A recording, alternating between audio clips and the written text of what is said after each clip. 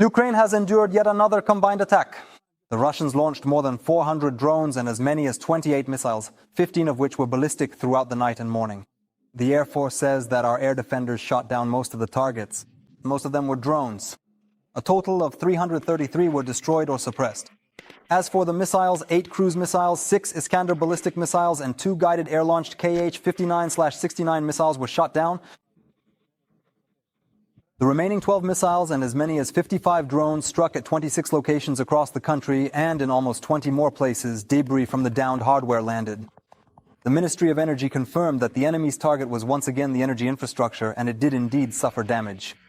Due to damaged equipment, the most difficult situation right now is in the Sumy and Chernihiv regions.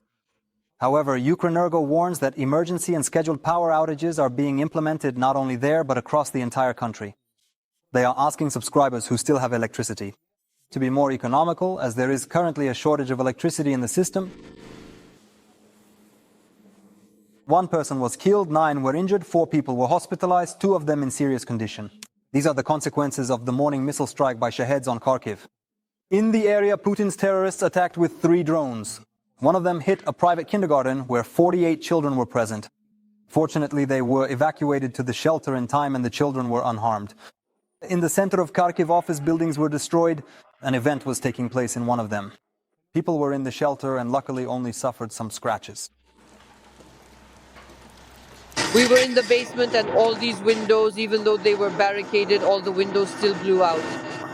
There was no warning at all, nothing whatsoever, but when the explosion happened, we jumped up and ran. There's another basement there. It's well equipped there, but the fact that it happened so close by.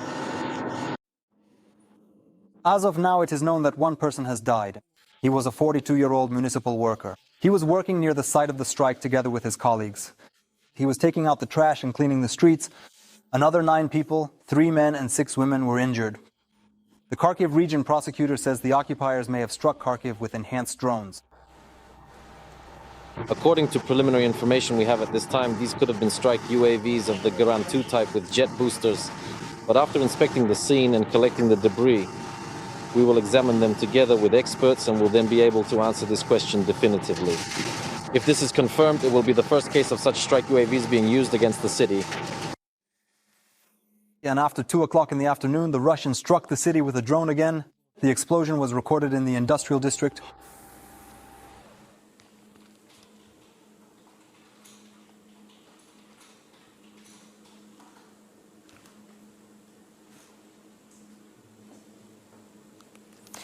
In the Brovarsky district of Kyiv region, 4 people were killed during the massive attack, 3 of them from the same family. In the village of Poroby, which is essentially on the outskirts of Kyiv, a Shahed drone hit a private house. At that moment, a woman and 2 children were inside. Russia killed an infant who was only 6 months old. Among the victims was also a 12-year-old girl. Ironically, they had come to visit their grandmother and grandfather from Kyiv, and around 7 in the morning, something flew into the room. A Russian drone. The wooden house was instantly destroyed.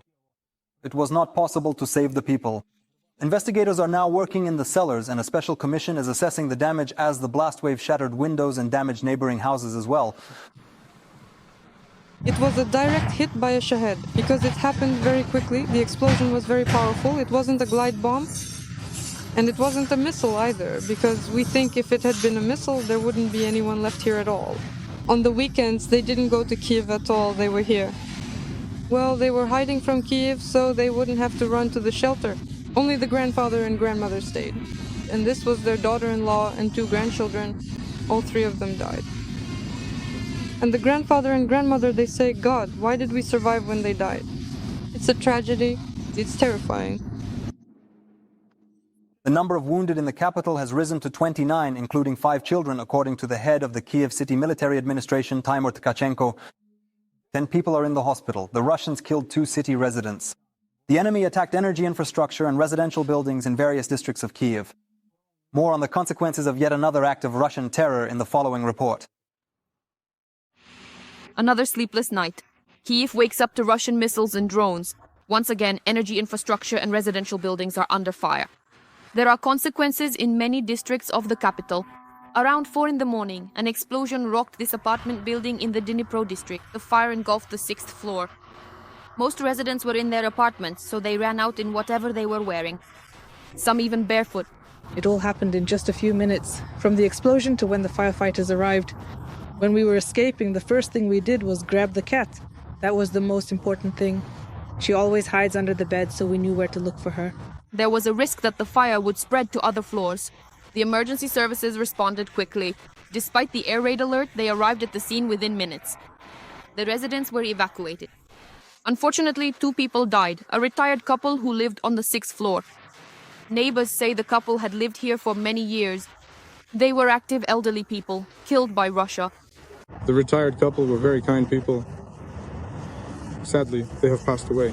I knew them well. You can see the consequences yourself, so it was probably impossible to survive there. At the site of the attack, police are collecting fragments of the enemy projectile. Officials have not said what exactly exploded at this location. It will be investigated. If it had exploded, everything here would have been blown away. There was a blast wave, so I think it was probably a fragment either from a missile or from a Shahed drone. All morning, water has been running down the facade of the building after the fire was extinguished, so it's clear that not only the burned-out apartments are damaged, but also those that were flooded with water. Residents are waiting for the moment when they can enter their apartments and see what has happened to their belongings. Throughout the morning, the number of victims at other locations has been updated. At least 10 residential buildings have been damaged there, according to the Kyiv State Emergency Service. In addition to Dniprovsky, this includes the Darnitsky, Desnyansky, Holosivsky, Pechersky, and Solomiansky districts. There was a bang, then an explosion, and everything just flew apart. I ran outside, cars were burning, everything was on fire. People rushed out and started putting it out with buckets. These are the consequences of the attack on Troishchina. At 6 a.m., a Shahed drone hit a 10-story building. A fire broke out in the building, several floors were charred, and all the windows in the stairwell were blown out. People only went to the medics with minor cuts. We were sleeping in bed, the bed started shaking, we ran with the child to the bathroom, then I went out into the hallway, the window by the elevator was blown out, everything was burning from the fire. And the firefighters had already arrived, and that was it. All our people are safe and sound. There are many burnt cars in the yard. The blast wave also damaged neighboring buildings. In the Darnitsky district, where an apartment building also caught fire, 2 people were injured, including a child. In the Pechersky district, debris fell onto the roof of a 3-story building, partially destroying the 2nd and 3rd floors. There are injured people there as well. In the Solomiansky district, debris fell onto garages. Due to the attack on the energy infrastructure in Kyiv, there are emergency power outages. In some districts, power will be out until the evening, according to DTEC. Natalia Kulik, Kristina Velichanska, Fact, ICTV, Marathon. United News. Today, during the day, the Russians once again shelled the shipyard district of Kherson with artillery. 6 people were injured. They suffered blast and shrapnel wounds as well as concussions, according to the Kherson Regional Military Administration. The wounded are receiving medical assistance. Apartment buildings, utilities, and an educational institution have been damaged. And at 6:30 in the morning, the Russians attacked a car in the Dnipro district of Kherson by dropping an explosive device from a drone. The car was completely burned out. The driver, a 32-year-old man, was injured. He suffered a blast injury and shrapnel wounds to his chest and shoulder. The day before, 16 people were injured as a result of Russian attacks, according to local police. Most of them are civilians. The enemy shelled residential neighborhoods with artillery, mortars, multiple rocket launchers, aircraft, and drones. Several dozen settlements in the region came under enemy fire. The Russians targeted critical and social infrastructure in residential areas.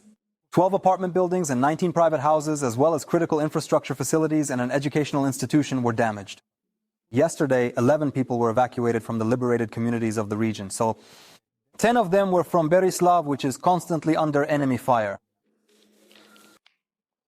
But there were explosions and fires last night, and they continue this morning, even in Russia. In particular, in Saransk, in the Republic of Mordovia, a mechanical plant came under drone attack. A large-scale fire broke out there. This target is located almost 700 kilometers from Ukraine. In addition, energy facilities in Russia were also on fire. In Smolensk, a thermal power plant was hit, leaving the city without electricity.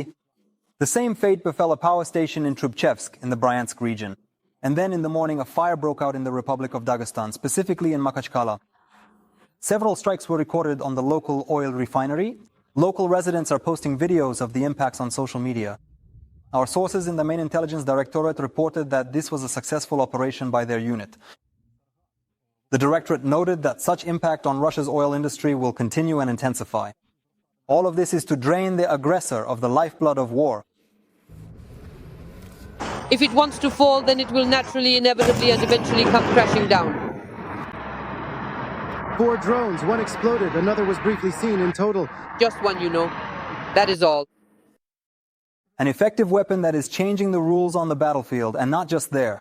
Their missiles are capable of striking targets deep behind enemy lines and destroying Russian columns at the front line. The enemy fears them, but also actively hunts for them. This is about multiple launch rocket systems, HIMARS and the M270 MLRS. People constantly hear about them, celebrate their strikes, but almost no one sees how they actually work. And these systems have repeatedly launched long-range ATACMS strikes against the Russians. The enemy doesn't even spare Iskanders for such equipment. But our war correspondent, Ole Kornienko, got an exclusive opportunity to be on combat duty with these American MLRS and experience the power of these legendary systems firsthand.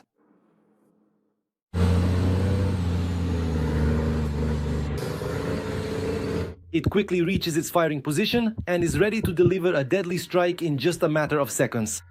Everyone has heard about their work, and we've seen videos of their spectacular hits more than once.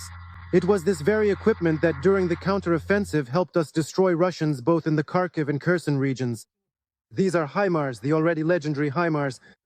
Now they are operating here in Donetsk region, striking at enemy rear positions. These are unique shots. In 3 years of full-scale invasion, almost no one has ever filmed the work of the HIMARS. And no one has ever stood this close to such American multiple launch rocket systems. Meanwhile, the enemy is really feeling the heat from the HIMARS work. The chances of surviving its strike are almost zero. But today, the American multiple launch rocket system will target an enemy column.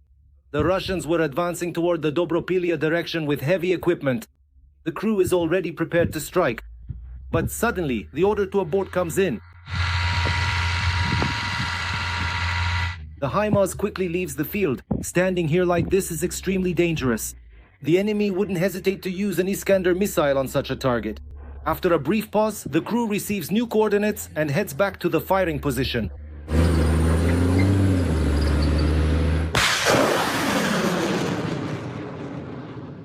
So basically, they fired the HIMARS, it's no longer visible, there's a smoke screen, and the rocket is already heading toward the occupiers.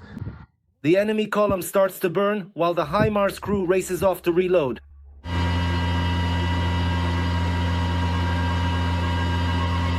Most people jokingly call the HIMARS the ghost of the front line. It fires quickly and then vanishes just as fast. This crew hasn't slept since 4 in the morning. Reload, strike, and again. Everything in its entirety.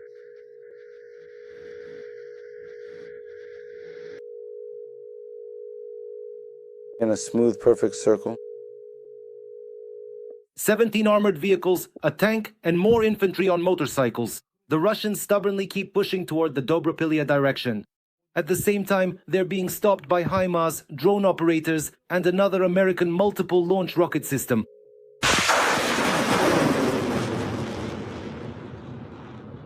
It's almost like a HIMARS, but it's on tracks and a bit older. This MLRS was developed back in the 1980s, but despite its age, it's maneuverable.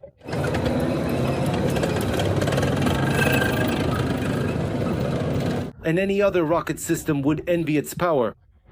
So the MLRS has special targets. There were several large cannons, fortified command posts, advanced UAV control points, and organized infantry units. There were bunkers, there were structures. The enemy is also hunting the M270, just like the HIMARS. The MLRS can fire not only 227mm rockets, but also send much more powerful ones at the enemy. For example, ATACMS. They can strike at several hundred kilometers. We had them, we used them, and we use them quite often. I can't tell you about the targets, that's a question for the command. They are much more effective because you can hit targets on enemy territory and the range is significantly increased. Plus, they are harder to shoot down or jam with the same radar. Few people ever see these crews, but they are always working on the hottest fronts. Rockets launched from HIMARS and M270 are among the most painful blows to the enemy.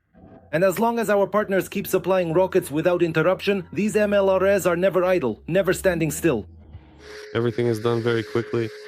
It takes about 20 to 25 minutes to get ready to fire. Here, it only takes about 5 minutes and the job is done. The rocket is already flying toward the enemy.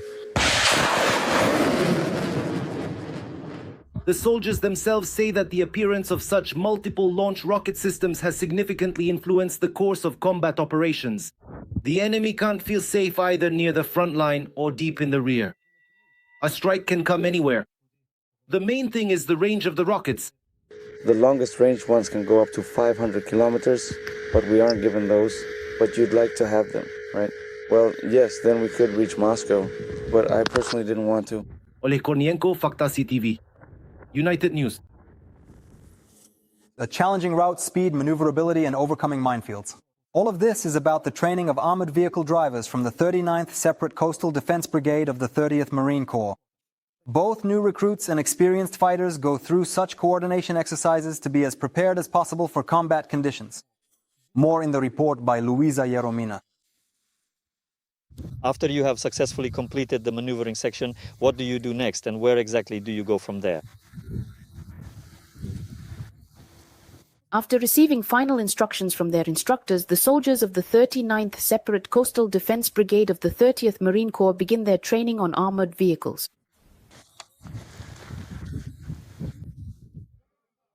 This is how mechanics and armored vehicle drivers are trained.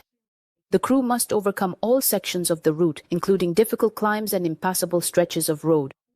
This is how the soldiers are hardened to carry out missions in combat conditions. These include steep descents, marshy terrain, more difficult rutted passages, crossings, and moving through minefields. During these exercises, the soldiers also overcome many obstacles.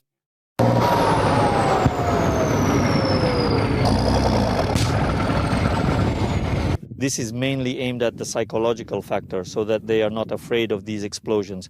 They are focused, they have their own goal, and they have a clearly defined combat mission from their commander. This armored vehicle has also proven itself well in combat conditions. It's not heavy, unlike a tank. The soldiers use it specifically for logistical tasks. This vehicle is very different from Soviet equipment like the BMP-1 and BMP-2, even though it's already a bit old, as they say. But its main uses are infantry support, evacuation operations, and delivering ammunition.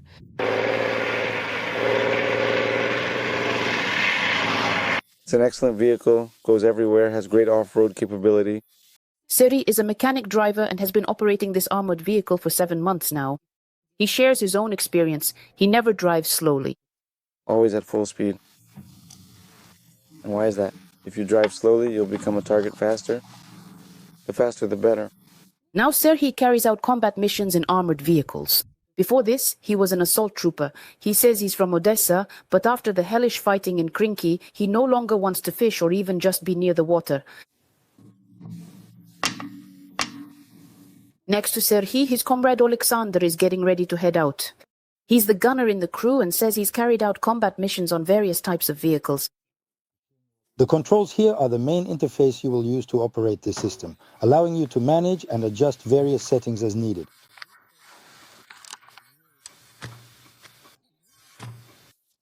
Like on a tractor, but over there it's a steering wheel.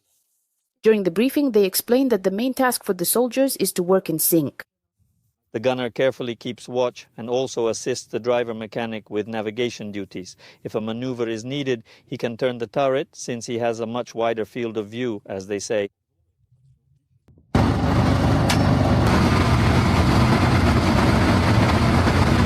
Such training is necessary for both new recruits and experienced soldiers. He also volunteered for the army from Odessa in 2022. He fought in the Kherson region. He says that being a builder by trade, he mastered military skills without hesitation to defend his country. Like millions of Ukrainians, he dreams of a peaceful life. As soon as possible for it all to end, to return home, grab a fishing rod and go fishing. You're watching Daniel Slish, Paktizi TV, The Only News.